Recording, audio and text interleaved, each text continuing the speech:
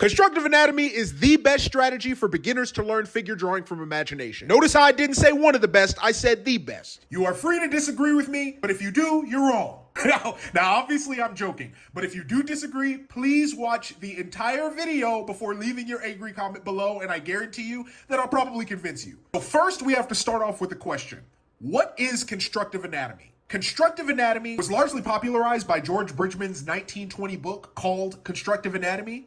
Yeah, watching back, I phrased this wrong. George Bridgman did not largely popularize this technique. By and large, George Bridgman created this technique. Of course, he was drawing on a birth of knowledge of artists like Leonardo da Vinci and Michelangelo that we've studied for hundreds of years. But this is kind of the guy who started doing this and wrote it down and gave it to thousands of students. Those students included Norman Rockwell, Andrew Loomis, Frank Riley. Some of the titans of industry and titans of arts education studied at his class. Now, that's a little history lesson, but it still doesn't answer the question: what is constructive anatomy? If I had to sum it up in the easiest way I can, constructive anatomy is the process of simplifying all of the major structures of the body into simplified three-dimensional volumes, and using those volumes to render figures from imagination in perspective with a high level of anatomical accuracy. Constructive anatomy is the answer to the question: what if every single time I decided to draw a figure, I accounted for all of the bones, all of the muscles, and I did it faster than it would have been had I not drawn the construction at all? At this point, you're asking, how is that possible? So I know a lot of this has seemed really nebulous, so what I'm going to do is I'm going to give you guys a demo. This is what I do for every single figure drawing that I make. These are the thoughts that go through my head every single time. These are the steps that I go through every single time, and I'm going to explain to you the steps as I'm taking them. Let's start out with the quintessential pose, looking at somebody straight on, as if you were just looking at them eye to eye.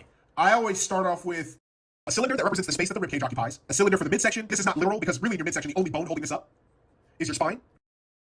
Now we have a neck, which is really just a continuation of your spine. You have the skull. You have your cranium. Then you have your mandible, which is your lower jaw. Now we're going to have a little ball and socket. We're not going to draw all of this. We have a ribcage, humerus. That's why they call it the funny bone.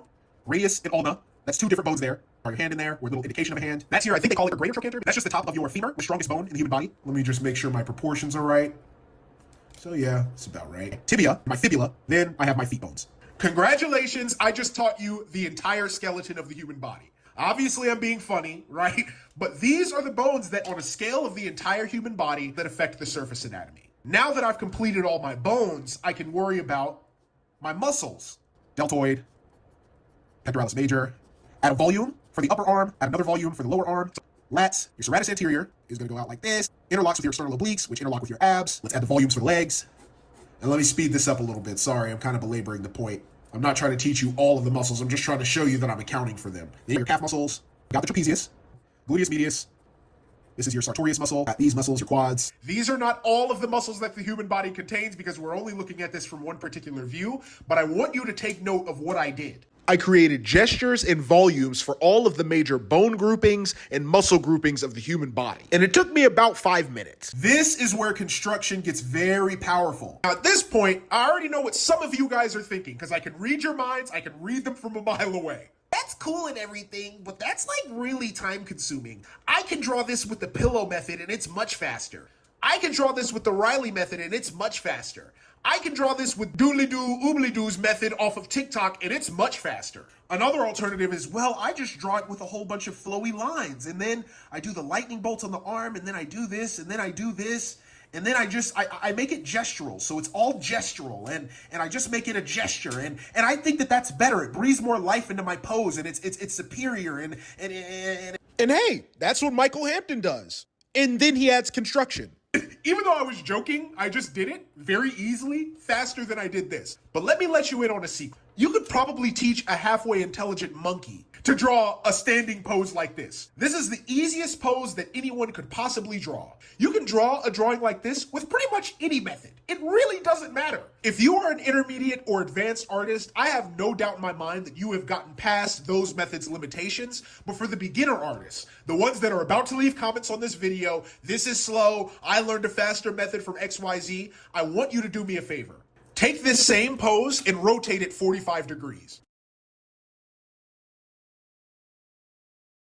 I know this is shit. I'm not used to drawing on camera, but this was incredibly easy. Don't stop there. Do me another favor. Turn this figure around and make him sit crisscross applesauce. It's pretty easy. Now, I want you to do me an even bigger favor. Draw the same figure as if it's lying down flat on a table. When a lot of beginners are learning how to draw, people think that it's just, oh, I learned 800,000 shortcuts and then I combine all of those shortcuts and combine it into a drawing. What if one method, or at least one mode of thinking, because it's not really a method in and of itself, because everyone has their own idiosyncratic methods when it comes to this style of drawing. What method works for every drawing and every head pose anatomically that you do? You build every drawing from scratch. And here's the thing, this is a macro level. This is a macro level drawing.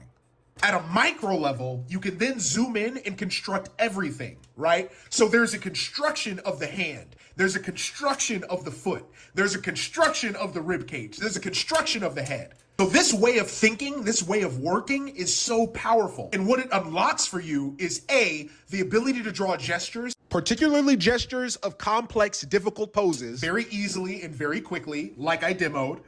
And B, drawing figures in perspective. I'm working on a magnum opus type video, a long video that will detail how to draw people in perspective. This is just laying the groundwork for that. I know how I sounded at the beginning of this video. I had to make it hot and I had to make it hoity-toity so you guys would be encouraged to stay and watch. I know it seems like I said that it's the best method for beginners to learn because it works for me. And here's why I told you to make sure you watch until the end of the video. It's not just me. What if I told you this book,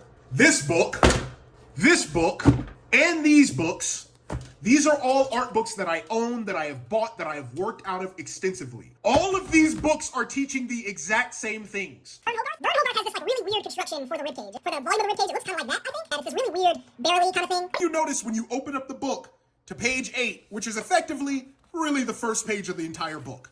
Construction. Michelle Loricella. He is very big on just using the egg, connecting it with the spine, and then he'll use a box, like I do for the pelvis. But he makes his pelvis a little bit longer because he accounts for the part of the pelvis that's under the greater trochanter. So then his legs will come out like that. He'll bring it out like this. Not my favorite method. Still very effective. And then he'll connect it with the ribcage. Or should I say connect the clavicle, complete the ribcage, and then he'll come out and he'll do it like that. Construction. Michael Hampton, as I'm flipping through this book, he's teaching constructions. Rocket Kim, he draws Big boxes. So he'll draw a box, and then he'll draw the ribcage inside of it. It'll only really be taking up a small portion of the actual shape that's there. you're gonna notice what? Construction. Even artists that maybe you've heard of, maybe you haven't. I know that there's this one dude, Life Force drawing. His construction is, he does like this triangle, and then he'll like connect it to a, and that's how you know I respect him. Again, I look at people's drawings. And he'll connect it with this. His kind of looks almost like a Riley rhythm in a way. And he'll like connect these shapes and he'll bring this down. It's weird. I don't know how he makes it work. But what do you notice? Construction. Hey, yo, watching this back, this seemed mad disrespectful. I want you to know, Life Force, if you're watching this right now, I fucking love your drawings. You were one of my favorite artists on this app. See, I wasn't poking fun. This is not me making fun of your style. This is me saying this dude has some weird steez and it is cold. The reason I made this part of the video is this.